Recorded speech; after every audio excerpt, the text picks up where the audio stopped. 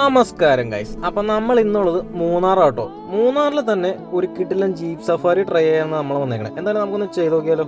നിങ്ങൾ മൂന്നാർ വരുവാണെങ്കിൽ മസ്റ്റ് ആയിട്ടും ട്രൈ ചെയ്യേണ്ട ഒന്നോട്ടോ ഈ ജീപ്പ് സഫാരി. അങ്ങനെ ജീപ്പ് സഫാരി തുടങ്ങി ഒരു 20 മിനിറ്റ് ആകുമ്പോഴത്തേക്കും നമ്മുടെ ഫസ്റ്റ് പോയിന്റ് എത്തിയിട്ടോ. ചുനൈമാക്കൽ വെള്ളച്ചാട്ടം. മഴ ആയതുകൊണ്ട് തന്നെ നല്ല കിടിലനായിരുന്നു വെള്ളച്ചാട്ടം കാണാനായിട്ട്.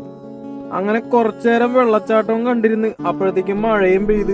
അത് കഴിഞ്ഞ് ഇവിടെ റിവർ ക്രോസ് ചെയ്യാൻ വേണ്ടി ഒരു സിപ്പ് ലൈനും കൂടെ ഉണ്ടോ, അതും കൂടെ ചെയ്തിട്ടാട്ടോ ഞാൻ ഇവിടുന്ന് പോയെ. അങ്ങനെ വെള്ളച്ചാട്ടം കണ്ട് തിരിച്ചു പോകുന്ന വഴിയായിട്ട് നിങ്ങൾ ഈ കാണണം. നല്ല കുത്തനെയുള്ള ഇറക്കവും അതുപോലെ തന്നെ കോൺക്രീറ്റ് റോഡും. അറ്റ് എ ടൈം ഒരു ജീപ്പിന് മാത്രമേ ഈ വഴിക്ക് പാസ് ചെയ്യാൻ പറ്റുള്ളൂ. അങ്ങനെ നമ്മൾ നമ്മുടെ രണ്ടാമത്തെ വ്യൂ പോയിന്റ് സസ്പെൻഷൻ ബ്രിഡ്ജിൽ എത്തി കേട്ടോ.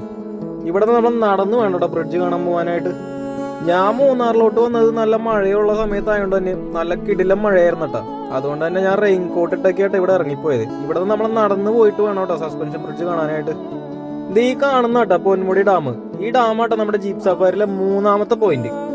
ഈ ഡാമിലോട്ട് വരുന്ന വഴിയെല്ലാം നല്ല കിടിലം വഴിയായിരുന്നു കേട്ടോ. ചുറ്റും വെള്ളച്ചാട്ടങ്ങളും വെള്ളവും മഴയെല്ലാം കൂടെ ആയിട്ട് കിടിലം വൈബായിരുന്നു കേട്ടോ ഡാമിലേക്ക് വരുന്ന വഴി ഫുള്ളും.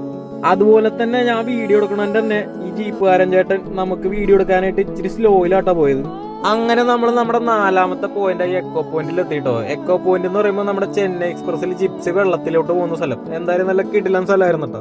അപ്പൊ അതെ ഇപ്പൊ നമ്മൾ പോകുന്ന സ്ഥലമാട്ടോ നമ്മുടെ ജീപ്പ് സഫാരിയിലെ ഫൈനൽ പോയിന്റ്. അപ്പൊ ഇതെന്ന് പറഞ്ഞു കഴിഞ്ഞാൽ 360 ഡിഗ്രി വ്യൂ കിട്ടുന്ന ഒരു പോയിന്റ് ആണ്. അതായത് നാടുകാണി വ്യൂ പോയിന്റ്. എന്തായാലും നല്ല കിടിലും ഫോഗി വെതറായിരുന്നിട്ട് ഇവിടെ. അതുപോലെ തന്നെ ഉയരം കൂടുന്തോറും മാഗിയുടെ ചായയുടെ ടേസ്റ്റ് കൂടുന്നു ഞാൻ ഇവിടെ വന്നപ്പോഴാട്ടോ മനസ്സിലാക്കിയത്. ഞാൻ ഈ ജീപ്പ് സഫാരി ബുക്ക് ചെയ്ത് മജസ്റ്റിക് എന്ന് പറഞ്ഞൊരു ടീമിന്റെ കേട്ടോ. എന്തായാലും നല്ല കിടിലൻ സർവീസ് ആയിരുന്നു അവരുടെ. അപ്പൊ മൂന്നാർ വരുന്നവര് ഈ മജസ്റ്റിക് എന്ന് പറഞ്ഞ ടീമിനെ കോൺടാക്ട് ചെയ്യുക, ജീപ്പ് സഫാരി ചെയ്യുക, എൻജോയ് ചെയ്യുക.